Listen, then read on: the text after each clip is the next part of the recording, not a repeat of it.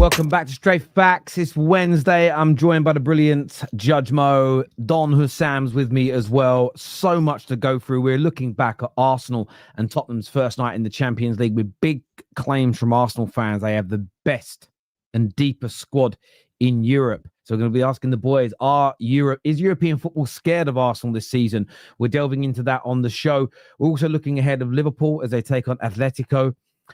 And it's reported that Isak will make his first appearance for Liverpool tonight, a big test for them.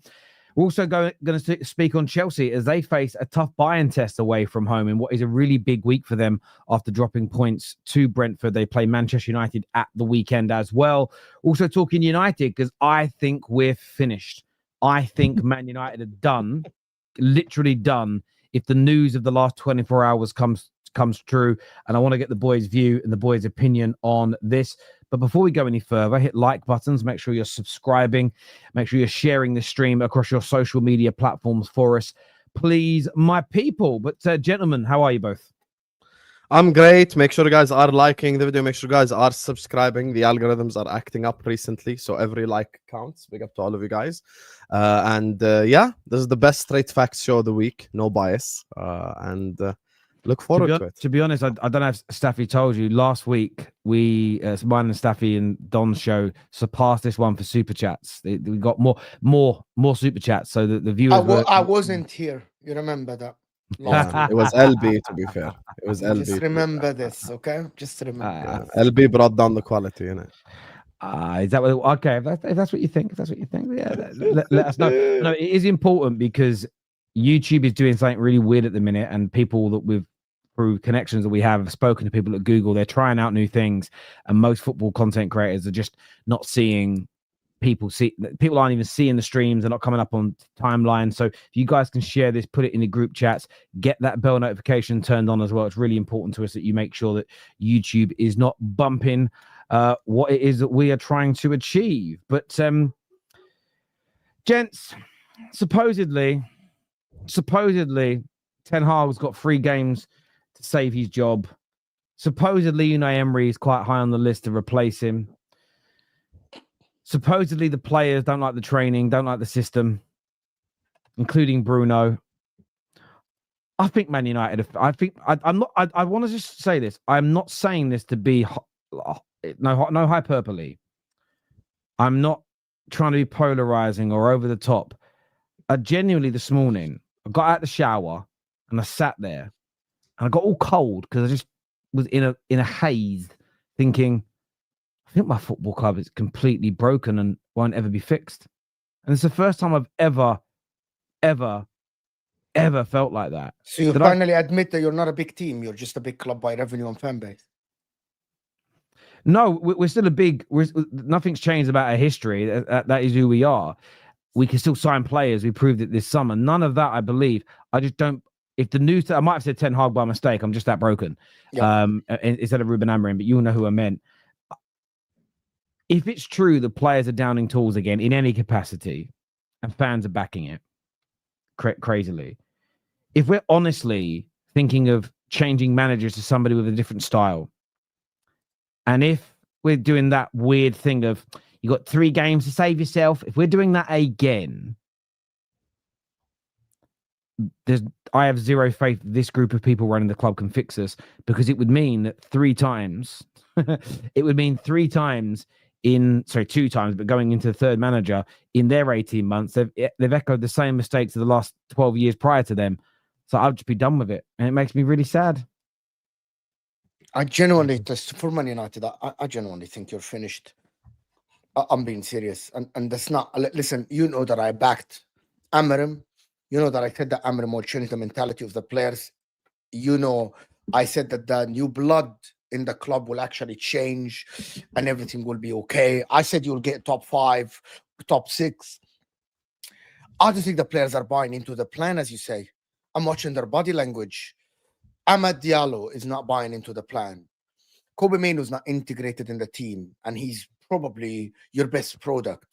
Probably arguably one of your best midfielders out there. Back 3 might not be working for Man United. He might, to be honest with you, back 3 works in the Premier League if you have the right manager to do it for the right club. I don't think Man United are the club now for actually to integrate a back three. And there is a big problem. I don't know if you saw the video. Jonathan Wilson for the Guardian. I like the guy's opinion. He said something about Man United that they got a manager that plays a back three. They need to change 20 to 25 players or 20 players to actually get the squad. And now he's under scrutiny again, and they might sack him and get a manager that play four in the back. And now we're going to the same cycle again, right? That appointment was wrong. If you weren't going to get the right wing back, why is Amad Diallo playing as a right wing back? Why don't you go out, with all due respect, like, listen, to all Man United, why don't you go out to get Dumfries, for example, a right wing back by trade?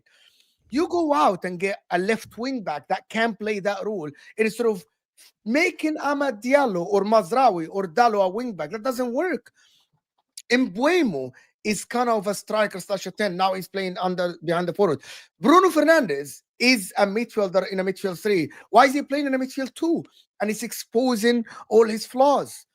Ugarte the same. Casemiro. The squad currently is not built for the 3-4-3 because maybe the recruitment is not the best. You know what I mean? And now Man United, if they sack Amorim and hire whoever you're gonna hire, I don't know who you're gonna hire. Xavi, you're gonna hire Emery. I want Nuno. What? You mad? What? Nuno. I'd take Nuno. Nuno Big what? Sam. I'll take anyone small. Anyone. No, what are you fucking with us? No, I'm serious. You can't would be take serious Nuno if I hire Santo. Is that a joke or are you being serious? Nuno Santo. I'd take Southgate. Yep, they'll do a better job. Than That's the guy that I think fixes your club. They'll do a better job than any big manager coming in. 100%. You don't know why I think Southgate's a good idea? I'm not even lying. The reason why I think Southgate's a good idea is he fixed the toxic mess in the English, in the English national team. Southgate could be your version of an Arteta. There is no one that can convince me that Southgate is a bad man manager, or Southgate can't get people together at the club, or Southgate is not the type of person to make everyone like basically love each other again. He's that type of guy. He did it to the English national team, and I think he can do it at Man United. I think he can bring everyone together. You get me? He can create a unity, if you would like, and he could rebuild the club. I said United should get Southgate. People thought I'm trolling. I'm not. And I have to say, it's beautiful listening to Terry, to be honest with you. It's beautiful as a Liverpool fan. If I put on my tribal hat for a second, it's just absolutely incredible. Like, he's already giving up. You get me? I saw Alex Ferguson as well in the stadium. I wish him nothing but health. I want him there in May when we lift number 21 as well, just to basically announce the end of Manchester United. But to be honest with you, here is the thing, right? If I look at Man United since Ferguson, Moyes, respectable manager, nothing crazy, just a respectable manager, did well at Everton. Van Gaal, Netherlands, semi-final of the World Cup, highly rated, one of the best tacticians probably in football history. Jose Mourinho, the special one, still in his prime at the time because he just won a league title at Chelsea, so we're not talking about finished Mourinho. Ole Gunnar Solskjaer, everyone loved each other at the time, and he's a club legend, and he brought the club together, etc., etc. After that, Ralf Rangnick, one of the best minds in football. Erik ten Hag, supposed to be the next big thing, spoken about before Man United as the Pep replacement or the Klopp replacement. Amorim, spoken about as the Pep replacement or the Klopp replacement. So United have tried every single type of thing. They've tried the man manager in Ole Gunnar Solskjaer.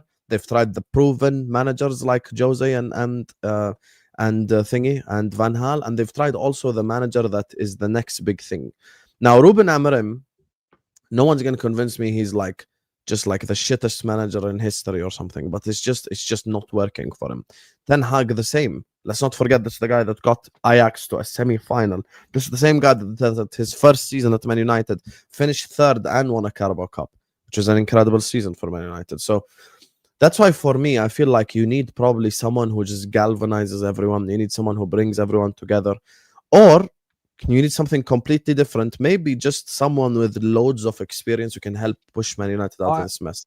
I understand that. Do you know the thing for me is I feel that the squad's so poor and the squad's so poorly built. It's worse than I thought it was. And yes, look, we've got some great stats this year: box entries, shots on goal, XG, and bad conversion. There's something in that. But let's go to a 4-3-3 like people will want, and the midfield might be fixed temporarily. But we have no left winger. Most of our centre backs, barring young Lenny, get exposed when they play in a 2 and have done for years. You know, defensively, our fullbacks have been questionable for years. That wouldn't be fixed. The issue is this: I saw a clip someone put out of Gary Neville from about the beginning of last season when De Ligt came in, and he spoke about how with De Ligt coming in, what Ten Hag could look towards doing is maybe playing 3 at the back at times, because how United's defenders get exposed when they play in a 2 so regularly. And you look at the comments, yeah, that's so right. 3 at the back is needed. I would do it. Now everyone talks about 3 at the back never works. And it's because the problem with whatever United do, there's still a hole because the squad has been so badly put together and it's going to take time to fix. My issue isn't even really the manager, though. First of all, I think we need a manager who's very comfortable working with an average squad. Thomas Frank would have been a perfect example of someone I can get that working until it's built. But aside from the manager, like I keep getting clipped up and put on the internet on big Insta accounts, and great, thank you for sharing my content. Terry's back in Amorim. I'm like, oh, I don't want to sound horrible, but even the aggregators are thick as shit. So how are you hearing I'm supporting Amorim? I'm saying if he gets sacked, he gets sacked. I'm not defending him. I'm focusing on the root cause problems at my club that will still exist with the next manager.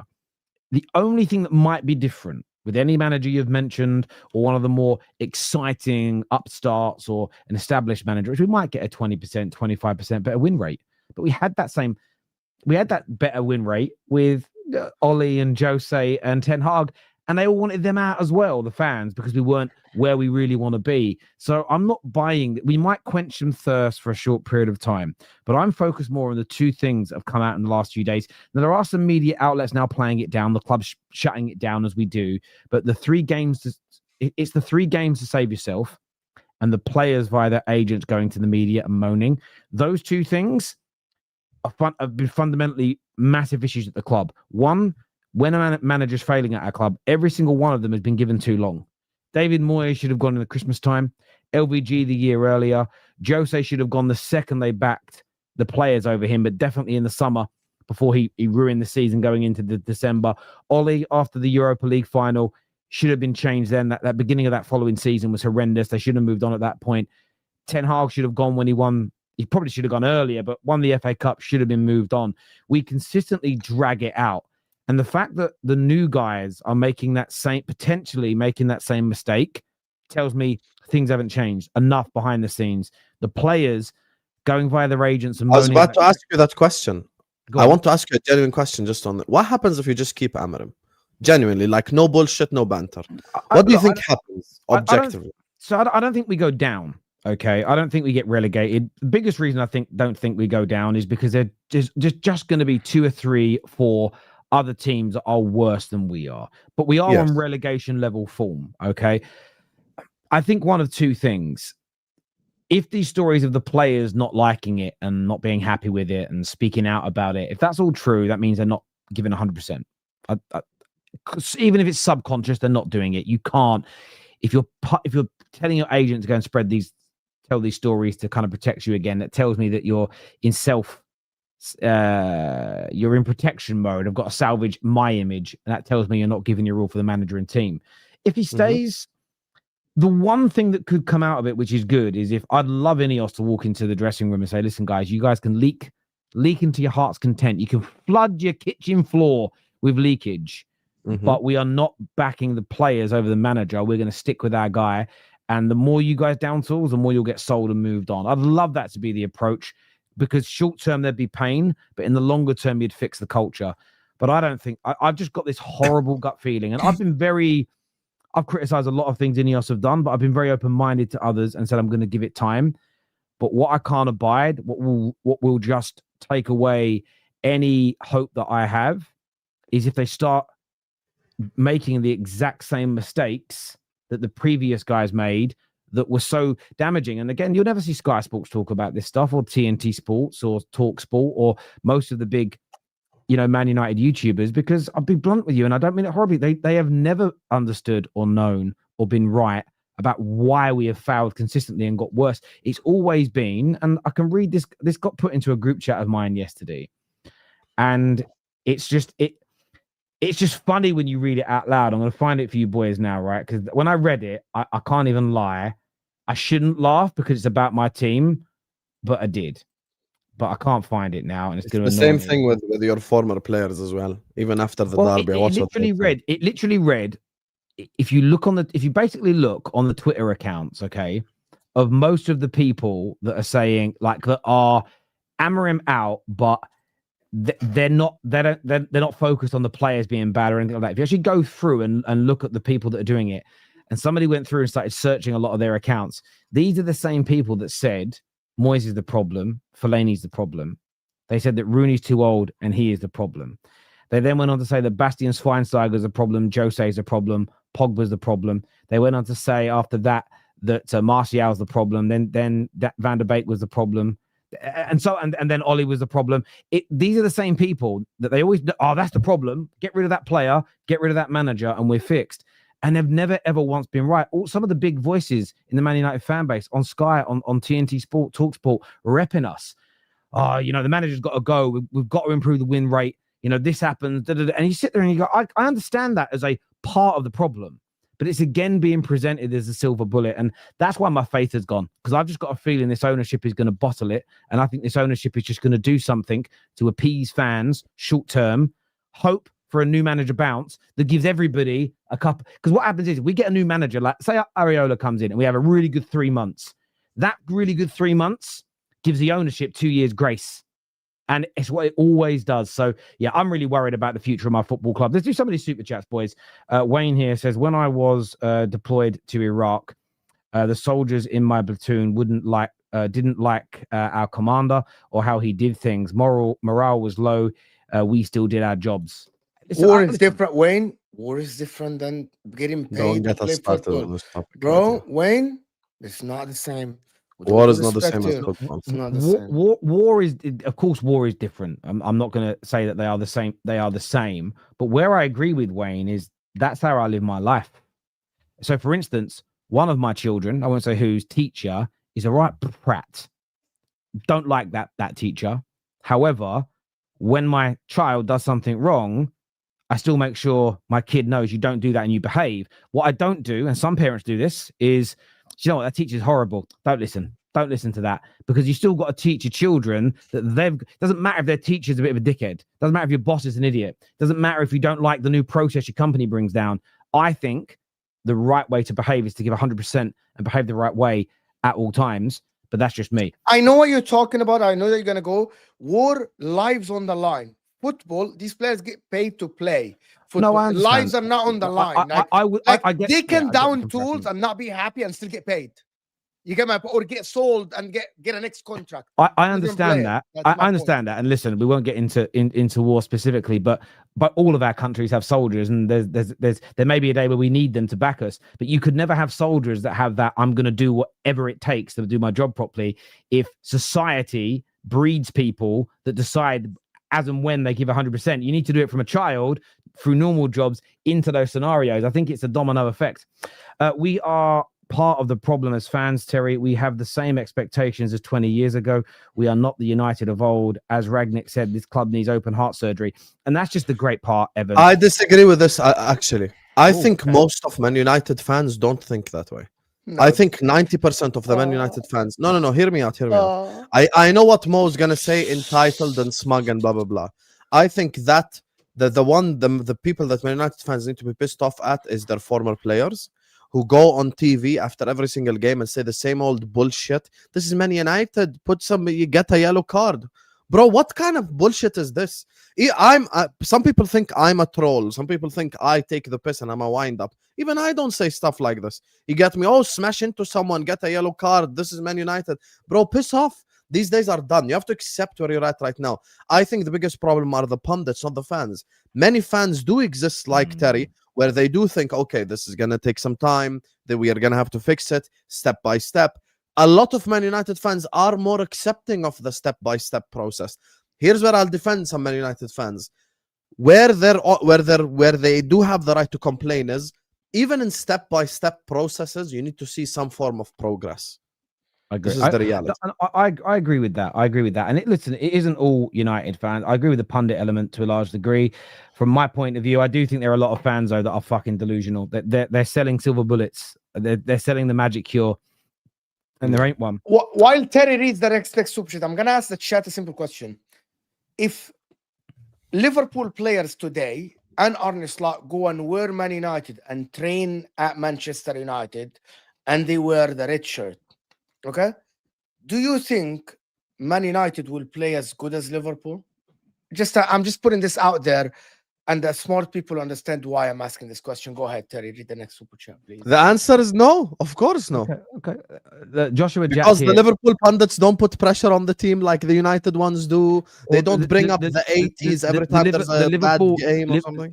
Man United fans and our ex-players, what they don't understand is that if it sounds counterproductive, but I believe it would work. I understand people want high standards and they want high pressure to deliver, but there's a time and a place for that. And we're not in that space anymore. I actually think for a period of time, the standards have to be lowered, not the end goal, not the direction, not the progression. But I keep, we've had a lot of people disagree with that, but there's no other walk of life where you would expect something that's completely broken and years away from reaching that level to deliver at that level instantly. Example being, you lift weights, right, Husam? Yes. What do you squat in like weight? 120, 130 kilos. Yes. Why don't you squat 200 kilos? I can't get there directly. I need like another year maybe to get there. Yeah, but why are your standards so low? Just do it. Do you get my point though, right? So let's say you set that as a goal today. In a year's time, in 18 months' time, I want to be able to squat 200 kilos, which is probably double and a half, 150% of your body weight, right? Along those lines, I could imagine that if you're someone who lifts weights, is like an amazing thing to be able to do, to squat 150% of your weight. And I'm talking 3 sets of 10. I can lift that weight. It isn't low standards to go, but right now I'm on 100 and I've got to build up to that. And I've got to, you're not lowering the standard of getting there, but you're understanding that it takes time. And Man United, a lot of United fans online, especially the powerful ones, they lack the ability to do that for me. Pat, let's go through some of these super chats here. Terry, I understand what you were saying, but can you blame the board for saying you've got 3 games? We have one of the lowest win percentages since November. I can blame them, yes. I'll tell you why. Because 3 games is a ridiculously small sample size from this point. So let me give you an example. Let's say we draw with Chelsea and play well, and we beat Brentford and we beat Sunderland. And we go, hey, saved your job. Imagine I'm sitting there, well done, Ruben. You saved your job in the 3 games. You're like, phew. What if Liverpool beat us 5-0? The same people have got to go now, isn't he? You're always on tenterhooks. And as much as I think once you're in a position where you're 1 or 2 bad results away from losing your job, we know as well that sentiment isn't going to change. It would take years of winning and winning and winning for that to go away. And we know we're not years away from being able to consistently win. Everyone with a brain knows that. So once you get to that point where you've set a 1, 2, 3 game limit, you may as well sack him already, because at some point there's going to be another bad result that throws everybody off. So I think it's really poor management if true. The only reason I get Southgate is that he would be Teflon with the media. Ten Hag and Amorim have been under the media scrutiny right from the start. Amorim was attacked for speaking Portuguese. Yeah, I remember all of that. That's one thing I say about an English manager is the English press would love it. Oh, an Englishman. Yeah, he'd probably get a little bit less pressure from the media. You're right. We had Ollie and had all the rainbows and unicorns. We don't need Southgate. Allow it. But this is the thing, Emmanuel. We needed Ollie for those first couple of years. What should have then happened is we should. Ollie was good, low-key, now in hindsight. For the first couple of years, we did okay. We got into the top 4. We were winning quite a lot, easily winning 55-60% of our games in that first couple of years. But then he got to a point where he couldn't get us and he couldn't get the team to the next level, and we should have moved on sooner. But what we did with like each manager, we let it get to a point where any progression that's been made under them goes backwards, it breaks and it crumbles, and then you're rebuilding it all again. We've got to avoid that. Terry, I think you need De Zerbi. Now, De Zerbi couldn't get this team to play because they want to sit back, they want to absorb, and they want to counter. He'd lose his mind with them because they don't want to work hard enough for a system like his to work. So it'd be a terrible match. Hopefully United beat Chelsea on the weekend so we can hear all about the World Club Cup and Conference League wins again. Listen, by the way, I don't think we will, but I would love to beat them. It would be funny with what we've got going on. You're going to beat them. Mark my words. Terry, didn't Wilcox say the players you sign can play multiple systems? So why the despair? Great question, Darius. What is the word I would use? I would use the word amalgamation. It isn't changing a formation I'm worried about per se. It's complete and utter style. I don't think Areola, I don't think De Zerbi, to mention two names the comments have said, play like Ruben Amorim. Equally or similar. Equally, it's the players throwing the new guy. If these players are genuinely, if these stories are true, as I've said 3 times, are true, and they're throwing the manager under the bus, there's going to be maybe the same, maybe a different group, but the next group of players will throw the next guy under the bus because fans empower it every time. All the guys that don't want Ruben are probably reading the articles, tweeting, going, I back the players on this. The manager's crap. You shouldn't support bad behavior. As soon as we start doing that as fans, we're as bad as them. This is you, Terry. You don't want a bucket for a leak. You don't want a bucket for a leaky roof. Called it a silver bullet when it can buy time for a permanent fix before the house is ruined. Yes, you said United did this a lot, but the bucket is still needed. Well, what do you think? Cryptic super chat, bro. Like he's just I don't really understand. Friend here from Poland. No, I know what he means. He's talking about a short-term solution is also needed right now. That's what he means. The bucket refers to a short-term solution. The thing is, you can have a short-term solution as long as there is a long-term plan. So again, you're right. My roof is leaking and I don't have the money to get it fixed today. If I put a bucket underneath it to catch the water so my house doesn't get ruined, whilst I'm saving to buy the house, I've got the quotes, I've found the right roofers to fix it. That's fundamentally different. There's a plan.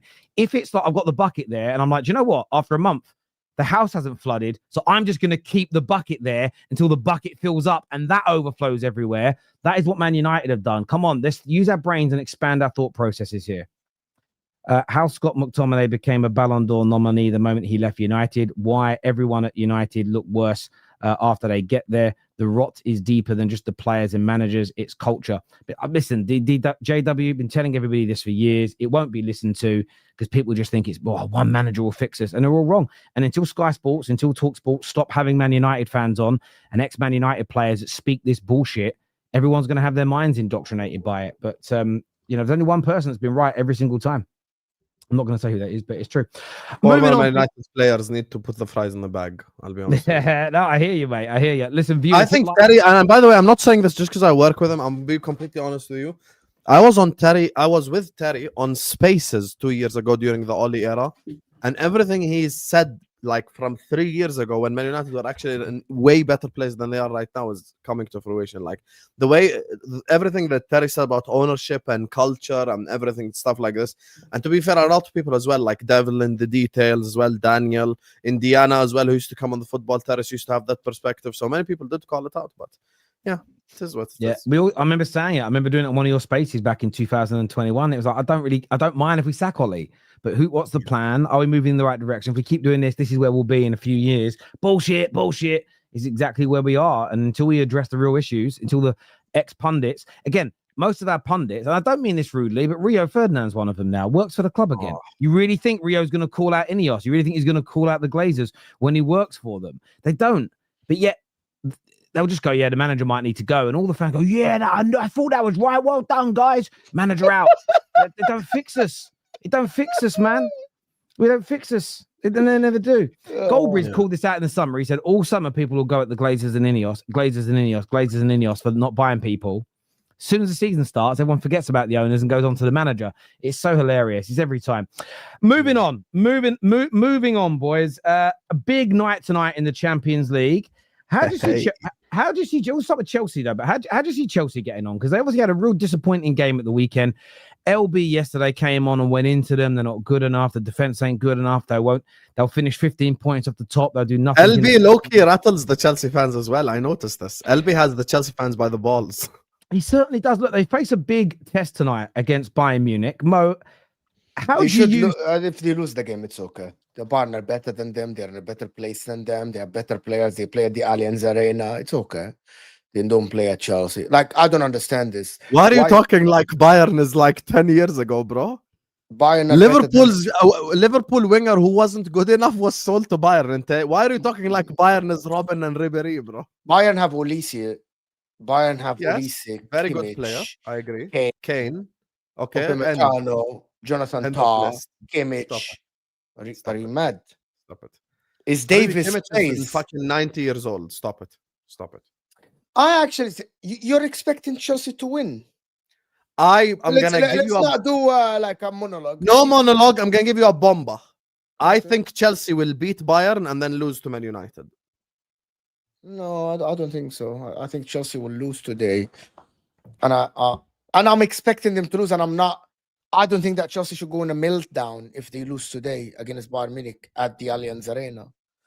They like Maresca in a one-off game more. Why are you putting so much pressure on Chelsea? For, like back in the Champions League after playing Conference League, some of these players never played Champions League before. Putting pressure at all. I just don't think Bayern is that good. In the Champions League, Chelsea shouldn't have any pressure. Bayern is not that good. I think Chelsea have a bigger chance of winning the UCL than Bayern. I'll be honest with you, because Maresca in a one-off game can outcoach any manager in Europe. And not you or anyone in the chat can convince me otherwise. Maresca's problem is consistency in the league, and he needs to fix that this season. But I'll be honest with you, Maresca in a one-off game more can outcoach any manager. He can. I'll be honest with you. He can develop a style that can beat a manager over 90 minutes. And I think he's ready for Bayern, to be honest with you. Bayern is not that team anymore, Mo. They're really not. They don't intimidate me. Let's say the roles are reversed. Let's say Liverpool are going to the Allianz today. I'm not going to be sat here going like, oh my God, I'm so shitting myself. عادي يعني Bayern. It's no longer. But Chelsea are not Liverpool. I agree with that, but they have a very good manager who can outcoach any manager on any given day. They have difference makers in the team like Palmer, Enzo, Caicedo. The one thing where I will agree with Mo, where Bayern could beat Chelsea is defensively. Now Maresca structurally has a very good defense, but the problem is they lack the individual quality. Meaning whoever, yani Tosin, Chalobah, blah blah blah, these guys are not that level, you know. But I think people are putting so much pressure on Chelsea, and people like you, Husam, are actually putting so much pressure on Chelsea in the Champions League that I think it's actually not. I think Chelsea, if they reach around the 16 or a quarterfinal, that is good enough for them in the Champions League. I think they need to show progress in the league by having a system that actually works in the majority of the games. I actually think if Chelsea showed me under Maresca this season that they are consistent in the league enough to go next year and genuine challenge, and have a genuine chance of winning the league, I would call that a better season than actually scraping top 4 or being in a top 4 race or finishing 4th even, and actually go to like a quarterfinal of the Champions League. I think Chelsea is a free hit in the Champions League now. It's the first season. Maresca's first ever Champions League. He doesn't have any experience in the Champions League. I'm not going to be blinded by the Club World Cup because they beat PSG, which is a fantastic game, a one-off game. But again, we need to remember that currently in any meaningful... Isn't today a one-off game, though? No, the Champions League is a campaign. Yes, but the reason why today's one-off game is the only other time they might face Bayern is in the knockout if they draw them. Yes, but I still think it's a campaign because it's the difference with the Club World Cup is that he has an eye on today's game plus the next game, plus he plays games at home, plus the Man United game on the weekend. It's a campaign. The Club World Cup, he was focused on every single game today, not thinking about the next game, because the next game will come if I win anyway. That's the difference between the Champions League nowadays in the group stage when you play 8 games. In my opinion, I think Chelsea, the squad building with me and you went on this. I genuinely think that the board have let the Chelsea team massively down.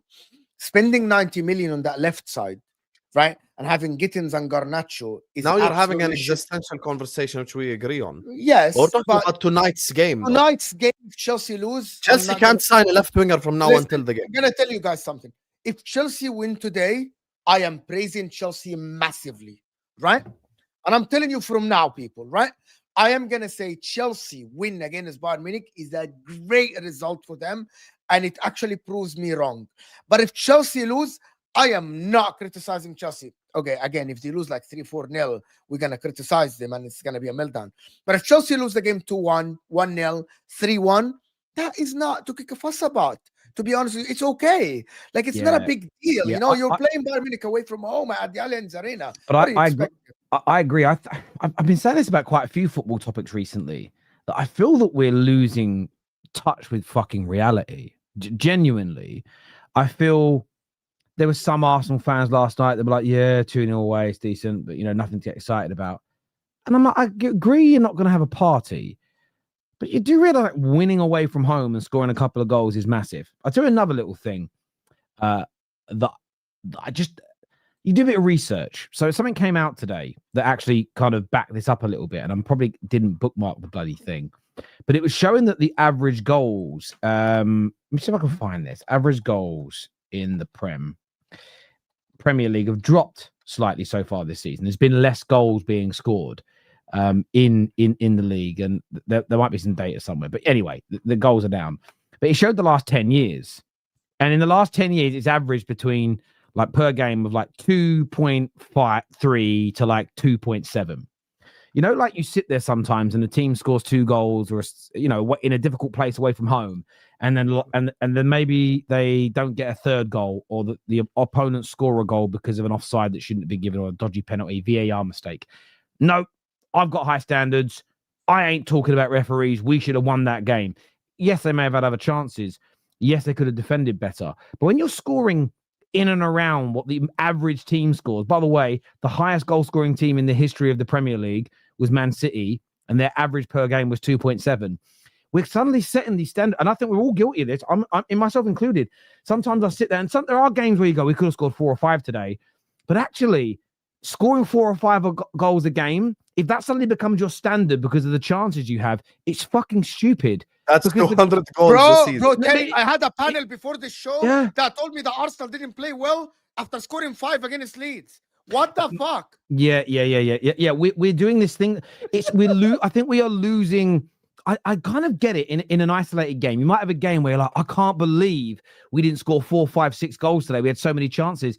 But how often? Then I thought about this side of it. How often do we say that about even the good teams? Oh, Liverpool today 1-2-0, could have been 3 or 4. Well, it could always be 3 or 4. And I remember my dad worked with Jimmy Greaves, the late, great, fantastic Jimmy Greaves. And me and my brother were talking. We were backstage with him and my dad. They were like big it was after dinner event type thing. We were in the dressing room at the back talking. And I don't know who we were talking about now, football. It might have been Shearer, that era, 90s, we were doing it. And so Jimmy Greaves were up until the likes of Rooney and the like, and Kane broke his record at Spurs, was like England's highest ever goal scorer in terms of club level footballer. Great player for Spurs and Chelsea. And he said, you know what, lads, if I scored all the goals I missed and I missed all the goals I scored, I'd have 4 or 5 times the amount of goals that I have now, and I'm lauded for. And it was a lesson that I think I have lost sight of in the last 4 or 5 years. And it's a standard bollocks again. No, we have to have the standard where we had the chances, we have to score them. But you're setting a standard that's never been achieved. And I think it's taking the enjoyment away from everyone. I think we are killing football. I think we are damaging this sport that we love so much. If Chelsea go away tonight, we'll bring it back to Chelsea. If we go away tonight, they go away tonight. Oh, exposed. Terry's a Chelsea fan. If they go away tonight and they get a 1-1, they get a 2-1 win, they nick it. That is something to feel really chuffed about. You don't need to go over the top. Winning the Champions League, best team in the world, that's fucking mental. You also don't need to be like, the draw ain't good enough. We missed 2 really good chances. This club's shit. We're finished. That is what football has almost become online. And I sit there and I just think to myself, we're damaging the minds of the impressionable youngsters coming up. They think that's the standard. and it's never existed. Teams have never really. You might get the anomaly team that had 1 or 2 years out of 130, 140 years of history where they were at that level. But we can't be setting that as the overall standard, because if we did that in every walk of life, you know, we're all going to walk around depressed every day. And I do think, boys, we are slowly killing the enjoyment of this game by setting unattainable standards everywhere. It's crazy to me. I don't think that Chelsea. I agree that it's unattainable standards. I'm simply pointing out that I don't think the current Bayern Munich team is the Bayern Munich team that it used to be. But it's still The better biggest- than Chelsea or no? Not by much more. Like, But is it better than Chelsea? okay, I'll put it to you this way. Tomorrow I've got a Champions League quarterfinal. I'd rather play Bayern than Chelsea. I agree. Fine. I'd rather that's play fine. Bayern. I agree. Today, are Bayern better than Chelsea? It's a yes or no question. It's a yes or no question. Not by much. Like, It's a yes very or no fine question. margin. See, no, but it's a yes. But it's not a yes or no Are they question equal? because Are they equal? I think both teams have weakness in the same exact Okay, area are defensively. they equal? Are they equal? If they say yes, Yes, fine. actually, I do believe, yeah, they are Do you equal to an think extent. playing away from home in the Champions They League are is a big equal, factor? but for me, what puts Chelsea a little bit like 51% to 49% above Bayern is I think Maresca is much better than Company. Okay, fair enough. Maresca But- would have won the league at Bayern, yeah, Mo. Come on, man. Don't you think that playing at the Allianz Arena plays a factor? It's not neutral ground. What is this? No, I understand that. I understand. I mean, again, when you say play them in a quarterfinal, you're playing 2 legs, home and away. Bayern are the favourites for tonight, but I think Chelsea will come through. I think Chelsea are getting a lot of unfair criticism at the start of this season. I think there's a little bit of a witch hunt. Again, I even think some of their own fans are guilty in this of setting not unattainable standards, but just losing their minds at every little setback. I just think, and I know maybe I'm part of this because, you know, I've been here since the inception of this industry. I just think everyone's going a bit too far these days. Chelsea, a I think really it's good the other team. way around. I was What do in you your mean? match reaction, and all the Chelsea fans are saying, "Mo, we're gonna be fine. Define fine. We'll be fine. We will eventually be fine." And I'm like, "Would define fine?" Because the Chelsea standards, with all due respect to everyone, should be challenging for a league title or the Champions League, right? Terry, it's a simple question. The one monologue, please, guys. Do you think Chelsea will challenge for the title this season? Yes. Challenge, yes. You guys think that Chelsea will challenge for the title this season? Yes. Okay, do me a favor though, just so we're not talking cross paths. What do you consider challenging? And I'll answer that question. Game week 34, 35, Chelsea have a genuine chance of winning the title.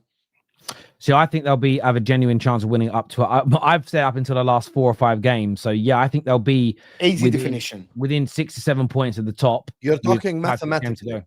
basically. Yeah. I am talking Yeah, like no, come I game agree week with that, like, 34. Game week Chelsea are 32, 33, they're like 12 points behind Liverpool, basically. That's not a Mathematically challenge. possible. That is not a challenge. You're saying that's not a challenge, but there is a My genuine definition, possibility. my definition is to challenge is for game week 34, 35. You got a genuine chance of winning the title. That means that if the other team slips in 1 or 2 games, you're there to win it. 12 points in game week 32, Husam. Basically, you're out of the title race, just basically. But anyway, to continue my point about this, is that I think the train of Liverpool, and I said that plenty of times, and I didn't say it here, and I'm going to say it again, people. Chelsea as a big club should target to win titles, and I mean, don't mean Club World No, Cup say what or you were going to say Conference about League. the train of Liverpool. Say it. Yes, To the work for us train of more. Liverpool, the train of Arsenal have moved a little bit faster than the Chelsea train due to the ownership recruitment of Buonanotte, Garnacho, Gittins. Liverpool have won this season and signed arguably one of the best strikers in the world. Wirtz, arguably one of the best 10s in the world. They signed Frimpong, they renewed Salah, they renewed Van Dijk. They already, and I'm going to say this, and this is the sign for you. Liverpool already last season planned for Alisson's departure by signing a goalkeeper that is arguably better than Chelsea's first goalkeeper, while the Chelsea board are refusing to sign a first goalkeeper. So Liverpool train is moving faster. Liverpool signed Kirkes. Yes, you signed Hato and everything. Your board refused to sign a centre back after Colwell got injured, which is, I think Colwell is 40 to 50% of the Chelsea's defensive structure out there, and he proved it at the end of last season. In my opinion, I actually think that I thought Chelsea should challenge this season, should be genuine title contenders next season. Like we should be sitting here next season and saying that Chelsea next season have a genuine chance, 20 to 30% chance of winning the title. I don't see it happening because of what Liverpool and Arsenal did. Yeah, I understand that, but that's again, it's a very fair point. But that's also, and this won't maybe sit well with some Chelsea fans, but there's sometimes very little you can do to control that. Do you know how many world-class boxers there were in Mayweather's era that just couldn't beat him? Do you know how many world-class boxers Terence Crawford has beaten? Sometimes they're just people, teams that are better than you, and you just got to keep plugging away. I think Chelsea will be there. The reason I don't think they'll win the league, yes, they've got holes in their team, but it's also because of how good Arsenal and Liverpool are. But I think they'll close that. I think one thing they'll realise by the end of this season is Sanchez needs upgrading and they need more at the back. Because I think that if you look at the difference between, say, them and Arsenal right now, and I know we'll touch more on Arsenal later, Arsenal defensively are just superior and they've got the cover this year and they've added the goals in cover with the Eze's and the Nonnies and the Gyökereses coming in, which means they're killing games off and they're not being caught late chasing second goals or chasing winners, which means their defense isn't being exposed in the same way. They're just a player or two away now, Chelsea. But I actually tonight's game, I think they'll win. I think they're going to win 2-1. I'm gonna say Husam talk, but I'm gonna touch on a couple of things. Structure-wise, you would take Arsenal defensive structure, including the goalkeeper, right? I'm talking like bench and starting, right? Yes. Starting 11 in the midfield, you might take Chelsea starting 11 with Enzo Caicedo. Yeah, we take Chelsea. But hold on. But as a midfield, togetherness, depth, because you don't play your starting 11 every game, having Eze part of that midfield that can play left or right, having Rice, Moreno, you would take that over Andre Santos than Usogo, right? Like, because we haven't watched them, right? Offensive-wise, Madueke, Saka, Eze, Martinelli, Trossard, Havertz, Gyökeres, would you take that over Chelsea's front line together with Gittins and Garnacho? Yes or no? No. You would take Neto, Estevao, Pedro, Delap, Gittins, Garnacho over Arsenal's front line? No, not right now. Exactly. No, I'm taking the Arsenal one. Exactly. So Arsenal, you meant Arsenal. Arsenal have exceeded Chelsea in every aspect. Yes. Of that. That's my point, guys. Right? But yes. And this is why I have Chelsea finishing behind Arsenal in the league. However, this is where I think we need to be careful to not be too polarizing. I don't think there's a massive difference. So as much as I would pick Arsenal's, there isn't a different like between Arsenal and Man United. There is not this gulf between them. It's very close. And I think that when Palmer is back in and fit, I think it's going to be interesting to see. I'm intrigued to see what Garnacho actually looks like in this team. He came on the other day and he did a lot more than Gittins did. I think Gittins still needs time to settle.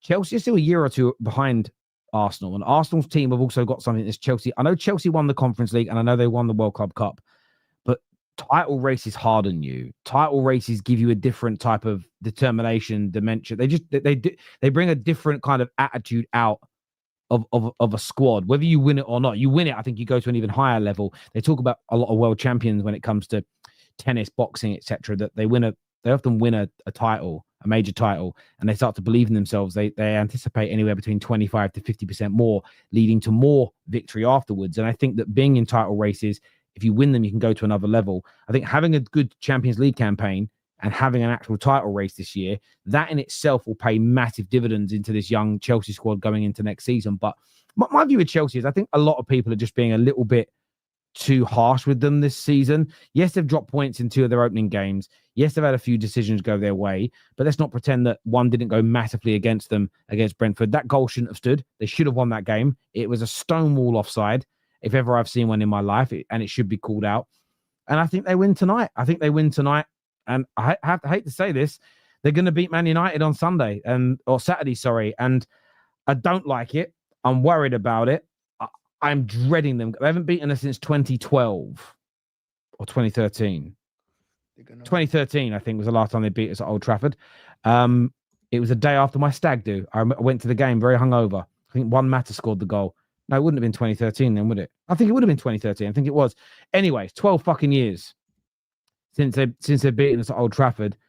That record is going this weekend. It is 100% going.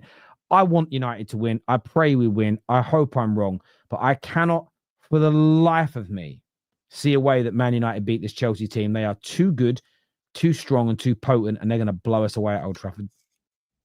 That's They will cute win and against everything, us. but They will I've win. seen way stronger Chelsea teams against way better Man United teams, and they still haven't won at Old Trafford. They're gonna win. I've seen it. against Man I've seen it United. with Tuchel. I've seen it with Conte. I've seen it with Jose. I've seen it with some of the best managers, and they still haven't won. I think United will beat Chelsea. I'm fully convinced United will beat Chelsea on Saturday, but Chelsea will beat Bayern tonight. So I'm going Chelsea win Wednesday, Chelsea lost Saturday. I That's have what the I'm going. opposite. I think Chelsea won't win today, draw or lose, and win on Sunday against Man United, Saturday against Man United. I think Mo, you need to put the Robin and Ribéry in the bag. I'll be honest with you. Those days are done, bro. Those days are done, bro. Bayern in the Premier League would finish fourth. With Harry Kane and Olise and Yeah, they'd finish Diaz, fourth. They won't finish above a lot of the teams, bro. Kimmich, Bayern is not that team. Goretzka. You're talking like Bayern is this unbelievable club, bro. They're not. If we drew Bayern in the knockout stages, I'm more than happy to take them on. They don't Yeah. scare me at all. Fair. We'll see how it goes. But Let's not forget Olise was a Crystal to Palace be honest winger. with you guys, I'm being serious. I like Chelsea. I want them to do well for the sake of the content and for the sake of me and for the sake of everything. I just think they fucking fumbled in the transfer window with the money. They spent over 240 million. I could be sitting here saying that Chelsea are genuine title contenders for the league. Honestly, watching Gittins against Brentford Yeah, was so and having Garnacho is the one that comes off the bench is kind of like, and with all due respect, I know that injuries happen. Having Tariq George as your option as the striker is kind of fucking fucked up. I'm sorry for the language, right? Like, with all due respect, having Tosin, Shalaba, Fofana, and having Badiashile as your fourth option because Colwell is injured, that is mad. That's crazy. So after all the money that they spend and the 240 million, Robin Bonanotti is your number 10 because Palmer is not fit. It's crazy. It's nuts in my head. Chelsea should have a much better team. 240 million on top of what you spent last season and how you sold and how the leeway that Chelsea have, the money they have. Chelsea, we should be sitting here and saying, bro, the second team of Chelsea should be finishing fourth in the league. Not the second team of Chelsea will finish 10th.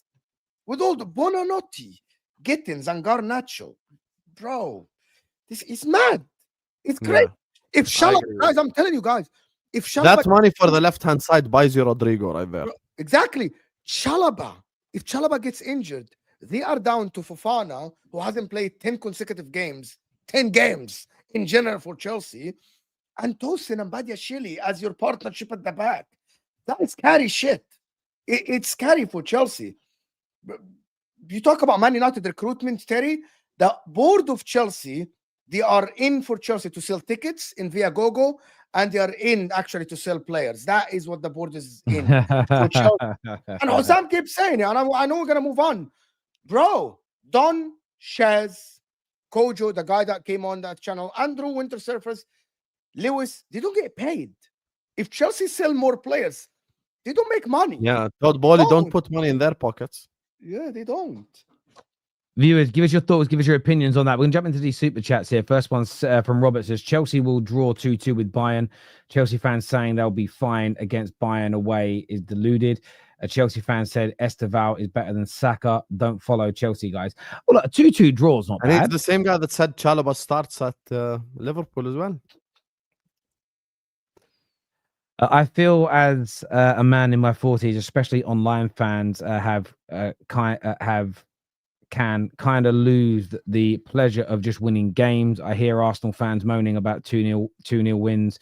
We used to just be happy with winning a damn game. I do think there's some truth in there. Like Twitter, Ray, I promise you, Twitter. But I've also, like, with the standards. But I do believe there's a reason why Arsenal fans are miserable, though. Why?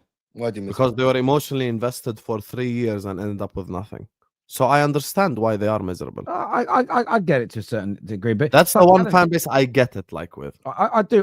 It's like what I gave you the example about squatting. One of the United fans who comes on the show, David, in the group chat was like, I'm paraphrasing what he said here, and I hope I'm representing him right. That, well, it's low standards if Husam has squatted 200 kilos before to then like not be able to do it and take a long time getting back there versus someone who's never squatted that before. And I was like, oh, that's a good challenge. But this is the thing with the team sport. It doesn't actually matter what Fergie had this club doing. It doesn't matter what Busby had us doing. This ownership is in Ineos running the club. This manager and this group of players have never been at that standard. So for them, it's like historically United have done it. But you know what? At the end of the day, Nottingham Forest won back-to-back Champions Leagues. That doesn't mean the team that was playing in the Championship and in League One for 25 years could achieve that standard, because they're a different group of players, a different ownership, and a different manager. And I think that's the thing for me with the team sport. And most of the time, by the way, in individual sports, normally when somebody's past their peak because of age or whatever, you're never getting back to that standard. No matter Djokovic is going through it at the minute. No matter how hard Djokovic tries, he can't move quick enough because of his age. So I do think there's times where expectations. Do I look at Djokovic losing these recent finals and semi-finals and go, what a bum? No, I look at it and go, he just can't get to that level anymore. United can if we're run right, but I don't think Fergie, having been there before, it means it's low standards to say it could take 3 or 4 years to build up to that level, personally. Best panel on the terrace, 3-0 to Liverpool tonight is what Sam says here. And that brings us in nicely. Obviously, a huge game for Liverpool at home to Atletico. Should be the night where Liverpool fans finally get to see Alexander Isak. How excited are you, mate?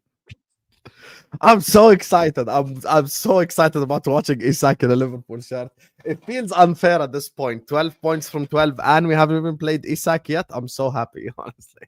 I can't wait. I just can't wait to watch Isak today. Yet we dropped the Sally when he puts Clement Longley on his ass. He puts the ball in the back of the net. He just drops the celebration. Oh my God, Anfield will be electric. I feel like the players were really pissed off the way that we got eliminated at the UCL, because we got eliminated on penalties against PSG, and they're still stung by it.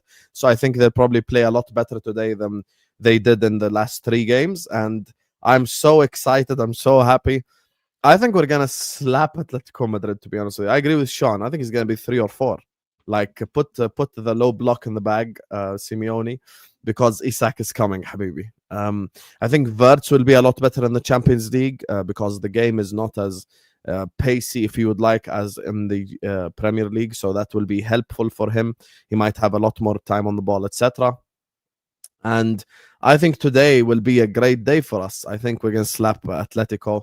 And I'm not worried even one bit. The fact that I've got Alexander Isak to come through, bro, honestly, is such an exciting feeling. Like, I know, like, look how annoyed Terry is. It's such an exciting feeling because I genuinely can't wait. Arne Slot said in press conference he might give him 45 minutes. So we'll see. I don't assume he's going to start the game. I assume he's more going to come on in the second half, to be fair.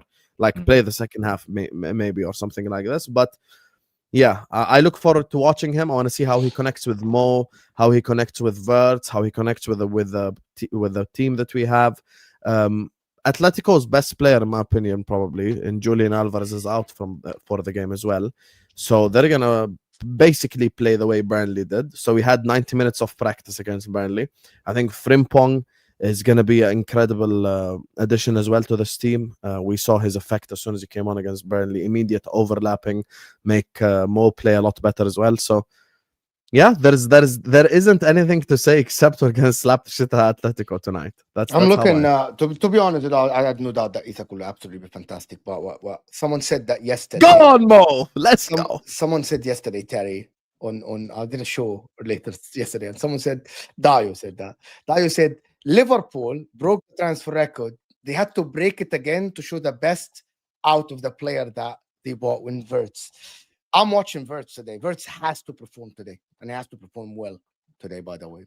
Arne Slot, actually, the fact that Arne Slot had to defend him in the media and say that Wirtz is part of the team that is playing well, why are people criticizing him? I don't think Arne Slot understands what is going on. When you break the transfer record and you get someone like Wirtz, he needs to perform. He actually felt that he needed to to defend him, that means he knows that Wirtz is not playing well.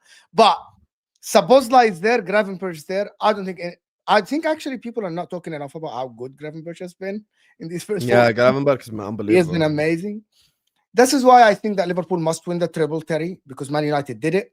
Here we go. City Must did it. win the treble. No, let me finish. I'm being serious, and I'm being This is the objectively problem with serious. this. We put Chelsea, we put pressure on Arsenal, we put pressure on the likes of PSG after spending money after signing Mbappe and Messi. We put pressure on other teams as well. Liverpool, title winning, they were favorites for the Champions League last season, or second favorites. They strengthening massively, right? Man United won the treble in '99.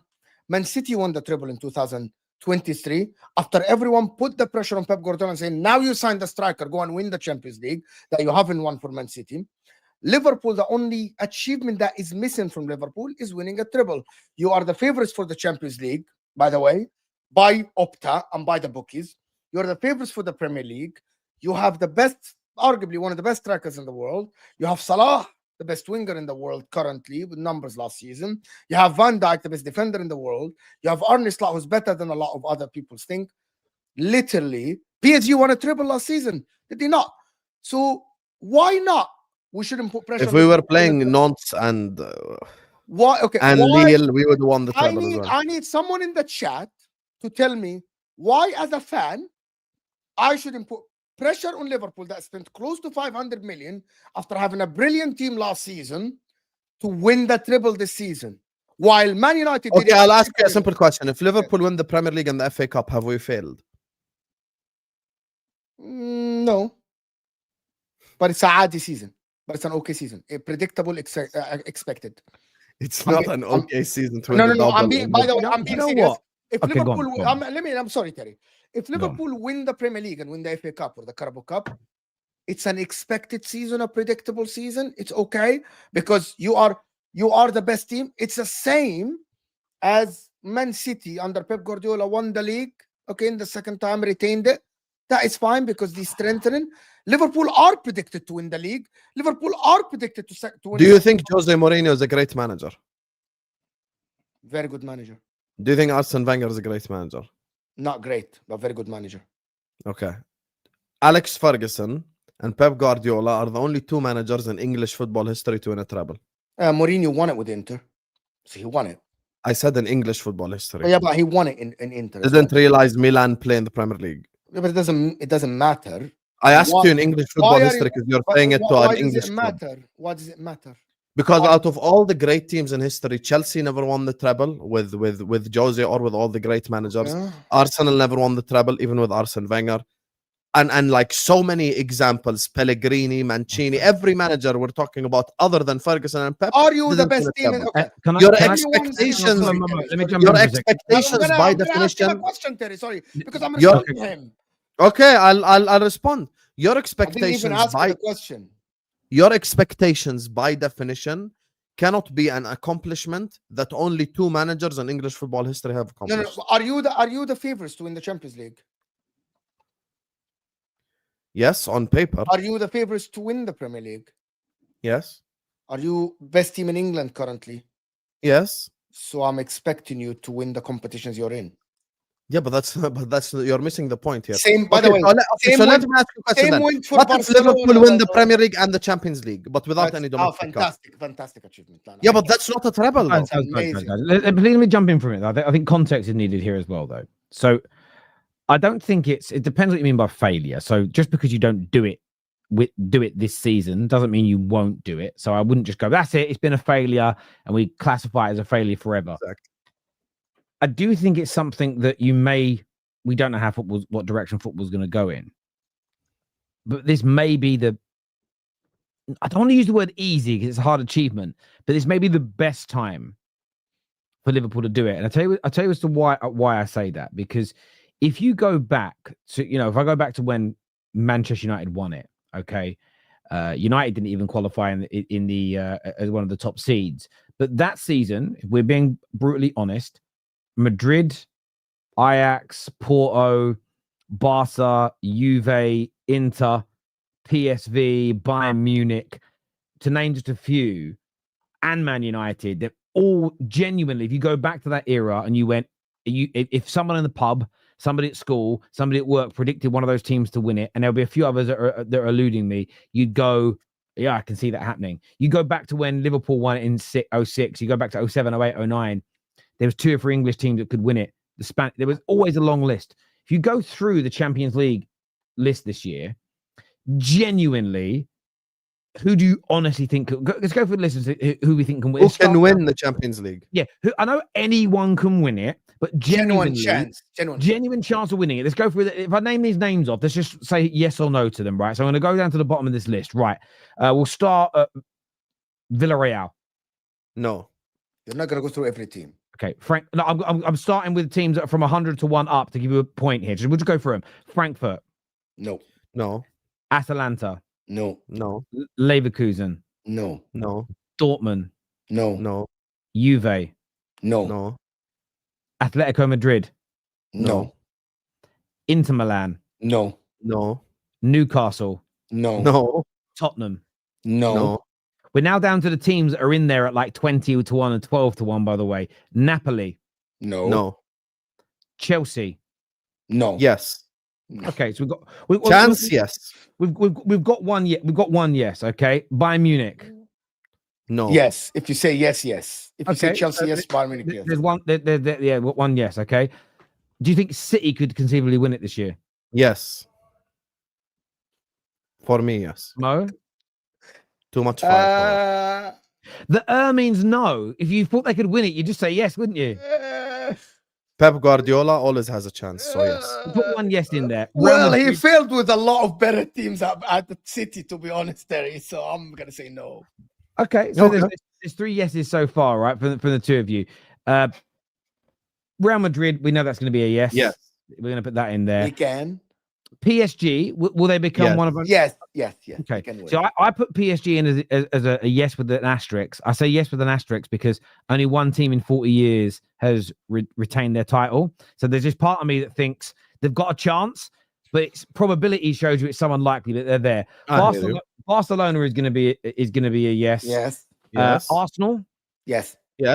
Okay, and then there's Liverpool. So you've got 8. Yeah. You've got to remember that the volume of teams in the chat. By the way, I didn't even mention Sporting Lisbon, Bilbao, Marseille, Monaco, Galatasaray, Ajax, Benfica, PS. The list goes on and on and on and on and on and on and on. The point I'm making is that there's only a small percentage of the teams in it every year now that we think can win it, and maybe a slightly bigger list this year than last year, where I feel back in the day there might have only been 16 teams or 32 teams in it, but you had a list of you had sort of like 10 to 12 to 15 teams that could win it, which I think made it harder because there was so much quality in there. And the reason I say this is that when I actually look at Liverpool and compare it to a lot of the teams on that list, how many teams are Liverpool now, of those 8 we mentioned, how many are Liverpool genuinely better than right now in your mind? All. How many do you think are genuinely better than Husam? There are teams that I would consider equal quality. It's not always black and white. So how many? Equal quality: PSG, Real Madrid, Barcelona. Real Madrid. You think you're equal to Real Madrid? Have you watched Real Madrid? I think you're better than Real Madrid. But let's just go for Sam. Okay, just interest of time. So there's 3 to 4 teams. 3 teams, Matt, 2 to 3 teams, according to 2 of you, that are on Liverpool's level.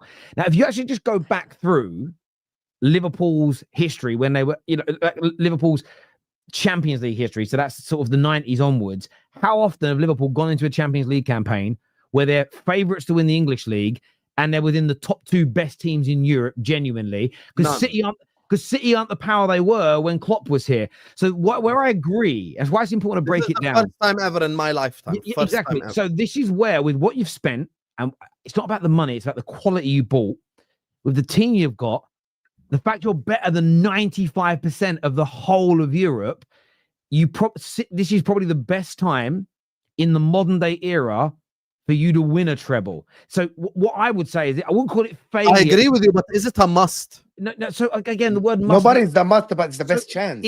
It's the word must. That's what Mo said. But hold on. But we should. He's the one that said Liverpool have to win the treble. By definition, guys, let me finish. Why we don't put pressure on Liverpool? Hang on. I mean, you can put pressure on them. But I don't use the word must in terms of if they don't win. I wouldn't call it failure if they win in the next 3 years. Like they retain a Premier League, they win FA Cups, they win Carabao Cups, they do a two-peat or a three-peat. If they don't add a Champions League to that, I wouldn't consider that failure, in my opinion. What I would call it is a massively missed opportunity. What I would say is failure is if they spend this money with how good they are compared to the rest of Europe, if this year, next year, the year after, if Slot doesn't win a Champions League, and the reason I say that is this. I would love for Fergie's great teams to be in this era of Europe, because I think Fergie in this era of Europe wins more European trophies, because sometimes life just throws it at you. Sometimes you go through phases. Sometimes you go through periods of football where, look at it now internationally. I don't remember there only ever being 2 or 3 teams that you genuinely look at internationally where you go, they're really good. When I grew up, you had France, you had Italy, you had Germany, you had Spain, you had Brazil, you had Argentina. Bare minimum, nearly every tournament, amazing. Now, most World Cups, most Euros, you've got 1, 2, maybe 3 of those teams that are any good. It's probably the best opportunity in my lifetime, maybe in 2 generations, for England to win a trophy. And that's why it annoys me that we've come so close, because you don't know what's coming for the next 30 years. You might have 8 teams that are of your level or higher, and it stops you from being able to win it. England went through a really bad period in the 70s and 80s where so much of the world were just better than we were. There was nothing to do with managers. We just weren't very good. So I just look at this from a Liverpool perspective, and this is what maybe, because you don't know the future, maybe this is going to be one of the greatest opportunities you're going to have to do trebles, to add number 7, to add number 8, to add number 9 in a period where there isn't that much competition stopping you. So that element, I would say, it does feel a little bit like a must, not because I want to banter you and say it's failure. For you as a club, the amount of history you could add to your CV in a period where you are the best, that doesn't come around very often. They don't like pressure, bro. They don't like pressure. They have no one is saying we don't like pressure. You have no chest. I just said we're favorites to win both. So how's that me saying there's no pressure? But you should say no.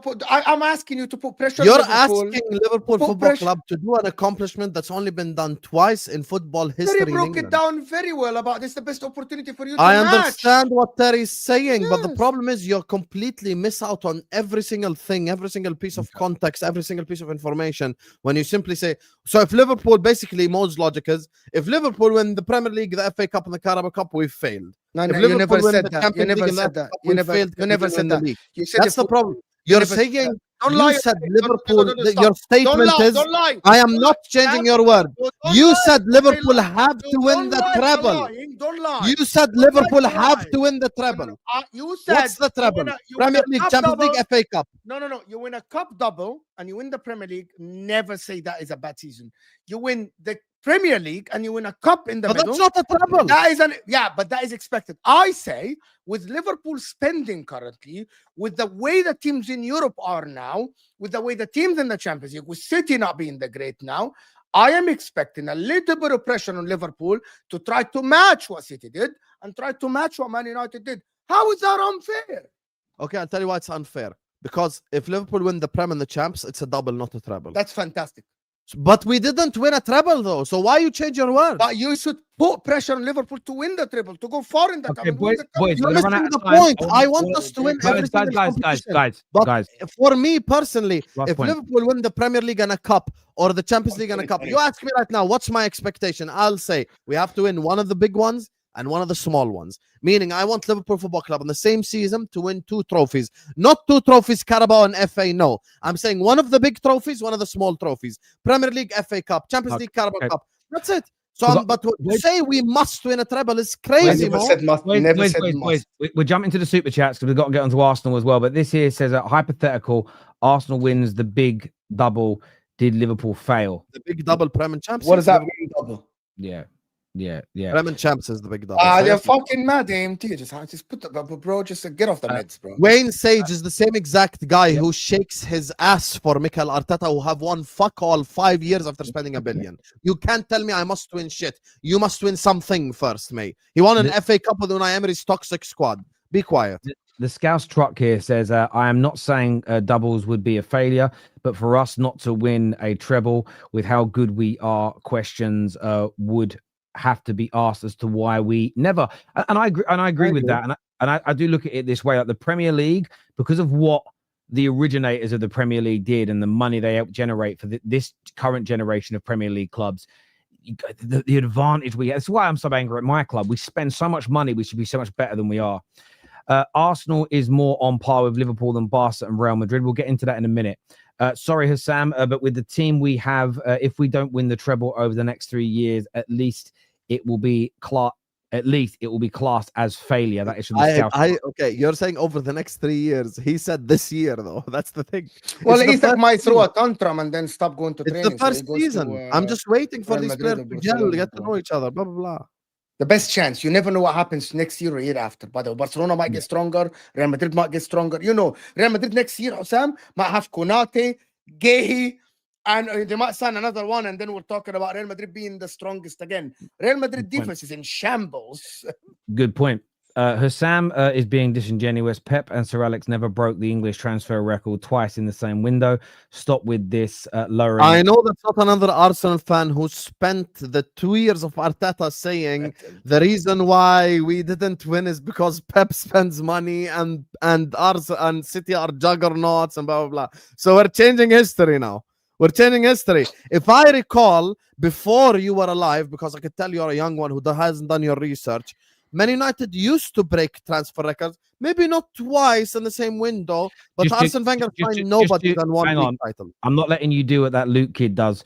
Yes, Fergie broke, before we did our treble, yes, Sir Alex Ferguson broke a couple of British transfer records, but in that decade leading up to winning the treble, we were only the 10th highest spenders in the whole of English football. So that's an amazing achievement.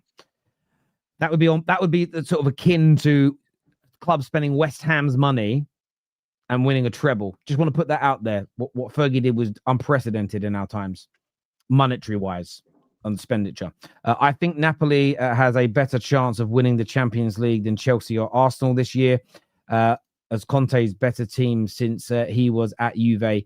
And if they get Lukaku around winter, look out. Joshua, with all due respect to you, Mo is Conte's biggest fanboy. He'll tell you he doesn't do well. Is Napoli man even get knocked out of the first round? Just to let you know, like, just not even make it. Yeah, I'm intrigued. I kind of want to see a Conte team do well, because I kind of like him. I like the way he comes across. I just like the way he operates. I like the way he does things. And I also just want the conversation to go away. But his European record is fucking horrific, bro. Really terrible. It actually is horrific.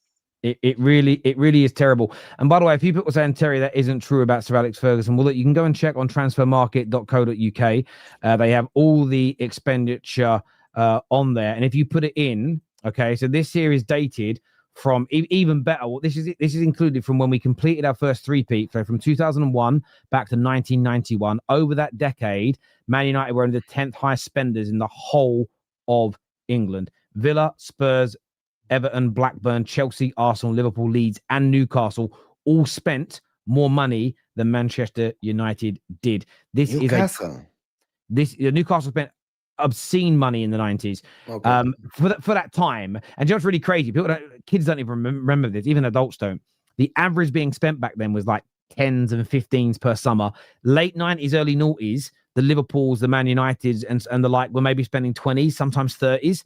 And then Chelsea came along. People just forget this. Chelsea came along and just went 180 million in one summer. People have no idea, like, the money R9 was the world record from Barcelona to Inter for 38 million euros. Yeah, exactly. Put this out there. Exactly. So when people say it isn't true, it's just a cast iron fact. That was the end of Man United's first three-peat, dominated the Premier League, did the treble, did the double-double, 10th highest spender. I won't allow the lies about Fergie on my platform. Stir the conversation in another direction. If City beat Arsenal on Sunday, does all this conversation change? We'll jump into that, because we're going to run out of time if we don't pivot now, as typically happens. But Arsenal last night, good result away from home. A lot of Arsenal fans on my shows, TalkSport, across the world last night, talking about best and deepest squad in Europe. Europe should be scared. They laid down a marker, 1 goal conceded all season, and that was from that brilliant free kick from Szoboszlai. No goals conceded from open play They are looking very, very hard to beat in terms of generally beating them, as it were. Do Arsenal fans have real optimism, at least about the Champions League this year with the way they're playing and defending, Husam? Yes, I think Arsenal can win the Champions League this season. I think the way that they play actually suits the Champions League probably even more than the Premier League. We have to accept who Arteta is. Arteta is a terrorist, but that suits the Champions League. What they did yesterday against Bilbao, I think they can do against a lot of teams in the Champions League. They can beat a lot of teams, scoring goals on the counter-attack, etc. That's like up until 2 years ago when City beat Simeone's only losses were either against Real Madrid or against clubs with Ronaldo in them. So this has been shown that it works before defensively. You get me? I think they do a very good job and it helps them. There's nothing wrong with terrorist football in the Champions League. I think it works. I think it's shown its success before. Mourinho did it. You get me? At Inter. There's plenty of examples of managers who played counter-attacking football. Di Matteo's Chelsea, by the way, was pretty counter-attacking, I'd say. They weren't really like that much forward thinking. So I think there's plenty of examples. Mo's club got to the final last season playing defensive football. So I think they can, and they can go far in the Champions League. They can win it, actually, to be honest with you, because they're defensively solid. What are you saying, Mo? What about the I'm claim? going to talk about this, but Go I on. disagree with him. Like, just a Okay. little bit. Because he thinks that Arteta is a defensive manager.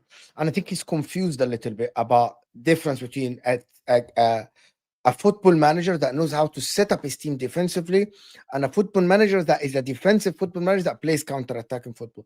There's two different things. Arteta is a position-based manager that knows how to set up his team defensively, because stats show that I'm right and I'm not saying you're wrong. You're just being deceived by how good defensively they are. The average over 60% ball position. That means they aren't the defensive team. That basically, they are more likely than not to be on the front foot. They showed it against Real Madrid last season when they pressed them home and away. Actually, in some games, I agree with you. They defend against teams like in the second half against Liverpool. They were forced to defend deeper. Yeah, that happens every now and then. But Arsenal normally are a team on the front foot. They are boring a little bit in terms of like pass the ball 50,000 times. That's maybe why you think they are defensive. And they are the best team in recovery. What I mean by recovery, If you're going to claim Arsenal are on offensive side, then they your are eye test okay, is so lying. they are a position-based team that tries to attack. They are a little bit systematic in attacking, but they are an attacking team. The teams, when I say a defensive manager, is what Mourinho did against, for example, against Barcelona in 2010. That is a defensive manager. They aren't a defensive team. They aren't a team that go in games trying to defend and play low block and then attack or a mid block even. They are really a team that play on the front foot. Stats show they are lacking creativity. That has nothing to do with him. That is a criticism for Mikel Arteta, that he lacks ideas probably to create chances from open play.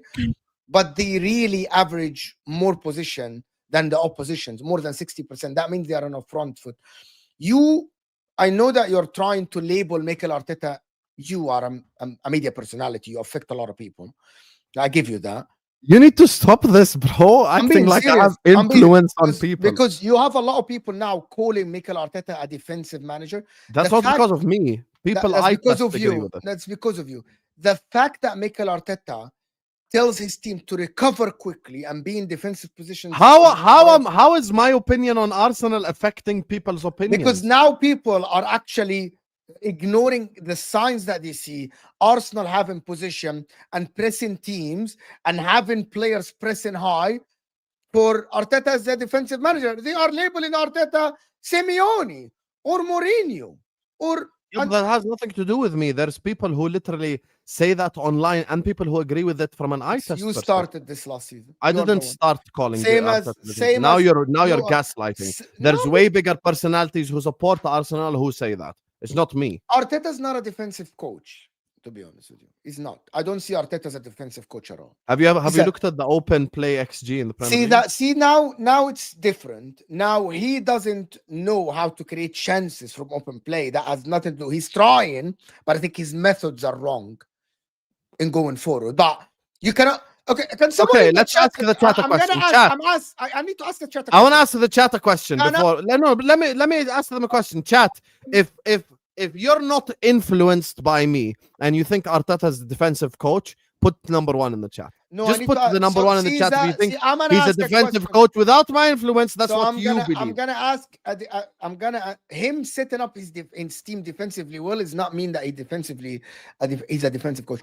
I'm gonna ask you guys: Have you ever seen a coach that's called that is labeled the Kate defensive put the coach? number 1. Did I fact Can Kate? you stop and let me ask?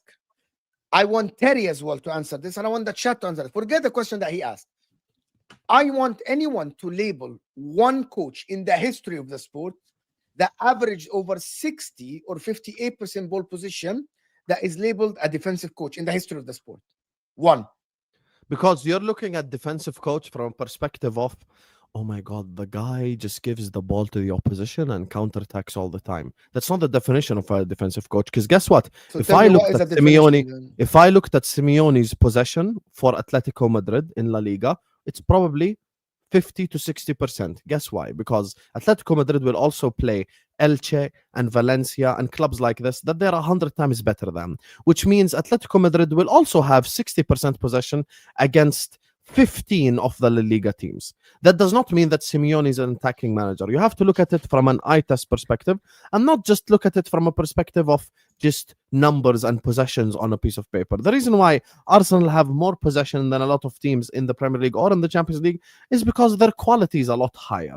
That's not instructions. That's not the way that Arteta plays. The 2 goals that Arteta scored yesterday were both counter-attacking goals, which means that Arteta set up his team in a style where they counterattack Bilbao and score goals, and it worked. That's why I say Arsenal can win the Champions League, because I have seen defensive coaches who counterattack before was going to destroy this win quickly. the Champions League. Just going to destroy this. So just because they have possession on paper does not mean that they're offensive. You get me? I'm gonna destroy, like, basically having an offensive team. Over the last 2 seasons, our Arsenal average about 58.5% ball position. Over the last 2 seasons in La Liga, which is much easier league, and Atletico are much better. Atletico average 50.5% ball position. That's just different. So basically, Elche and all the stuff, Diego Simeone is still having 50% ball position, playing easier side. Put in mind that Arsenal last season were affected by red cards and they had to put back, and Arteta played defensive more last season. That is the reality. I'm just disproving his point that the position stats are just different from at Simeone to Arsenal. I just checked it on FootMob actually while you're talking. Arteta, you can criticize Arteta for not having an open play chances. Absolutely. Fine. He's failing in actually create. Yes, he's because he doesn't know, because he has the ball all the time, but he doesn't know how to open up teams. That is not a defensive coach. That is not a defensive coach. It's just because... Anyway, on that note, guys, I do have to hop off. So big up, you guys. Big up. Appreciate you. It's ridiculous. Arsenal can win the Champions League, but Mo just got destroyed on his own point. Love, guys. Like and subscribe. Bro, look, I look at it this way. I think that... It's just fucking weird. Look, I don't... it's strange that a coach, the average is 60% ball position, is labeled the defensive coach. What's his percentage? What is this, bro? I look at it this way. I was listening to his view. Simeone's labeled a defensive coach because typically when he goes up against the other big teams, he sits back, compact, absorbs pressure, and catches teams out.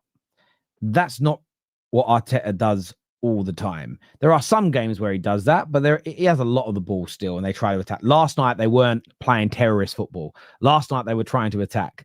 They were. I don't even know what the stat. I mean, because he's using last night as a reference point. I don't know the stats. I'm gonna guess 58% possession. Guess, and I'm gonna check. You guess, I'm checking. You guess, I'm checking. I've already got it in front. I can click on it now. Sorry, I just because I was loading. I'm saying 58%. I was wrong. 61%. 62%. Okay. Yes. I checked 3 websites. Okay, there we go. 61, 62. It's a lot of the ball. They're fucking defensive. Yeah, they're not a defensive team like that. Yeah, they're just very good defense. Yeah. By the way, their defense for me, look, Spurs looks pretty good as well, but Arsenal's is looking very tight, very good. And even when teams are able to penetrate, break a line, get a ball cut back, They're very good at blocking off runners. They're very good at those last sort of the clearances and the last ditch blocks. Goalkeeper's excellent. If they can maintain this defense, because last year, do you remember when a lot of people, I swear Husam made the prediction as well, that they'll beat Chelsea's defensive record. It may have been Husam. If I'm misrepresenting him, sorry. I think he did. This year, there's been no talk about breaking those defensive records and everything else. And defensively, they've started impeccably well. 5 games, not a single goal conceded from open play. Yes, they've conceded the free kick, but nobody could do anything about that goal going in. They're not, at the moment, they haven't conceded from corners. They haven't conceded from counters. They haven't conceded from like free kick set pieces. They've not conceded from, I don't even think they've conceded any penalties. Defensively, that would be the area. If I'm a rival of Arsenal in terms of a competitive rival, that would be the area I'd be most concerned with. Where with Liverpool, I think offensively they're going to click into gear, but defensively there have been a few issues there, which I think from a progressive point over the course of the season, it's going to be really interesting to see whether Arsenal can maintain it. Because can I analyze Arteta for you? Very simple. Yeah, right? go on. I'm just going to analyze Arteta for footballing terms. Arteta, the reason why I say Arteta is a very good coach, and anyone that says otherwise doesn't know ball, because he actually made something that is we haven't seen in football. He's having one of the best defenses in Europe while maintaining position. What is left for Mikel Arteta and what has fallen apart last season is him now using that position to create a volume of chances going forward. That is down to 2 factors. Martin Odegaard dropping in form massively and having Martinelli or not having a striker. But he succeeded in 2 aspects of the game. Having the ball and also not conceding chances and being the best defensive in Europe. You know what I mean? That is Mikel Arteta. If he succeeds to actually create that volume of chances with that position and having very strong defense, I think become one of the strongest teams in the world currently. Right? No, that's what they lack. No, For I Liverpool, agree. they take risks. That's why Liverpool concede more XG or chances, because they take more risks. Maybe Arteta needs to do that to be better, but that is the reality. You know what I mean? I'm just I agree. Look, I look at it. I think have they got the best squad in Europe depth wise? Maybe. Is it one of the best? It absolutely is right now, and you're seeing it in the last couple of games.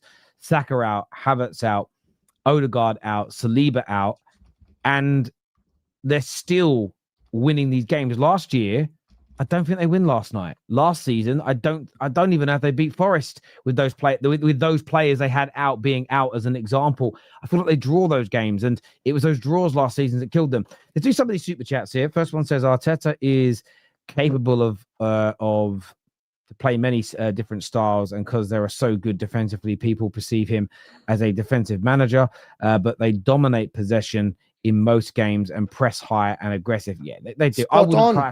I agree. I wouldn't classify it as defensive. I think sometimes him and the players don't take enough risks in possession, but I wouldn't classify that as being a defensive manager. Husam, you have seen Gafite play. If you have, you would know what exactly defensive coach is. Gafite coach is a pure defensive. Name is Bordalas. I'll go and take a look. A possession in which half of the field? Mostly Arsenal. By the way, Arsenal, just to let people know, Arsenal actually have the highest position in terms of where the ball is at. Arsenal are the team that camp in the opposition's half. Just by the way, that's facts. By the way, these are facts. You can go check it last season. Yeah, no, I agree. Chelsea have the squad to challenge for the league, but have not had any breaks this year. The Club World Cup means they are likely to drop off around Jan, Feb. Well, do you know what, Ash? I know it's a slightly off topic that's come in now, but that's the one thing I think about the Club World Cup. None of us have any idea how it's going to impact the teams that went into those latter stages and have had no preseason. We have no idea.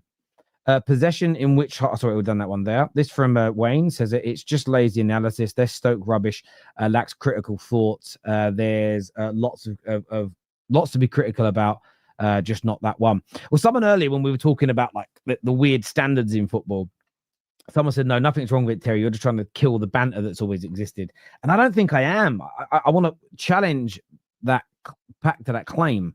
I'm trying to maintain the banter. If you have too much of it, and it's now in the analysis of the TV stars and the radio stations, if you do a podcast like today and everything we say, none of us mean because it's just a joke, eventually nothing becomes funny. Like a comedy show's funny because you go there to listen to comedy and it's jokes. But do you know how unfunny a comedian would be? By the way, I lived with a comedian my whole life. My dad was one. Do you know how unfunny a comedian would become if every minute of the day they were just telling jokes? That's what football analysis would be. Everything's about banter and it's boring. You want the serious stuff from fans and pundits for me. Josh here says, I hear about his record in Europe, but if you're telling me between him or Arteta or Enzo, I'm picking him. Plus, they're winning tomorrow because City aren't that great Sunday against us, Terry. Listen, I look, I think they are winning tomorrow because City weren't that. Who are winning tomorrow? Well, Napoli. Napoli. They play City. Look, it's funny, really, because a lot of people are saying that a lot of United fans have had to go at me for saying that we had a chance of beating City. But every City fan I've spoken to is like, I don't even know if we were that good, really. I think we just got a bit lucky with this, and this bit was good, and there's still problems here and still problems there. Yeah, I think City fans are worried about that game, and look, I get why you're backing Conte. I mean, in Europe, when it comes to winning Europe and international tournaments, Enzo does have better pedigree. Just putting it out there. Afternoon, Terry. We do watch alongs between two gentlemen Champions Leagues when Liverpool play Inter. Will I be doing? I don't really do what I did them last year because a few people asked us to, and I was helping a friend out. But rarely are we going to do watch alongs on the terrace, if I'm being honest with you, because our thing is match reactions. Sorry, I would have done that super chat there from Zane. Thank you, bro. Same number of goals in the EPL, Liverpool and Arsenal. It's only 4 games. Yeah, look, it's a very small sample size at the minute. You know, when it comes to even the defense, you know, Liverpool might now go through 3 or 4 games where they barely concede, and Liverpool concede a few, and it equals out quickly. Possession in which half the field? Yep, already done that super chat. Sam, really? I'm 48. Said he was a kid earlier. No, I hear you. I hear you. Big up Mo, Husam, and Tel. Always love the show. Thank you, Patrick. I appreciate that, bro. Thank you, my friend. I think United just is stuck in the Nokia 3210 era. Well, iPhones were out when we were still winning Premier Leagues, my friend. But I do hear you. I don't think it's about being stuck in the past. I think it's about not behaving like I do get your point. We're not behaving like the modern day clubs do, but we're not behaving how we used to. We don't have the standards that Fergie had in the dressing room. It's a combination, my friend. It really is. The Holy Trinity, the Holy Trinity of trios. Big up the panel. Thank you, Baked. I appreciate it. It's better now. It's us two, to be honest with you. So yeah, it's great. Look, I want to thank everyone who's tuned into the show. I appreciate it massively. Please do me a favor and hit that like button before you leave, and make sure you are subscribing. We are back live after Chelsea versus Bayern and Liverpool versus Atletico. So we're live after the Champions League games. This is going to redirect you to Husam's channel. So go and support my brother over there. Until next time, everybody, take care. Goodbye. God bless. And we'll see you all again very, very soon.